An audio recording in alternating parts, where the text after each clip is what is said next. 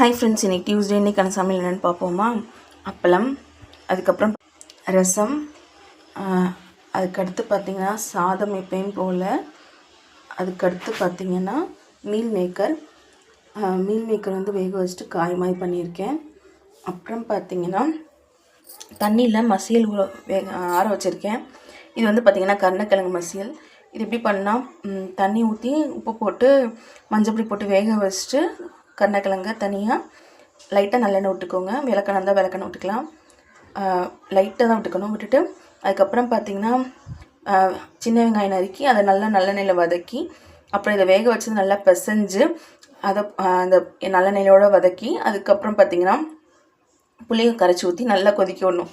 நல்லா கொதிச்சதுக்கப்புறம் தேங்காய், பச்சை மிளகா, பொரிகளில் இஞ்சி போட்டு அரைச்சி இதோடு ஊற்றி அதையும் நல்லா கொதிக்க வச்சு தேவையான அளவு உப்பு போட்டிங்கன்னா கருணக்கிழங்கு மசியல் ரெடி.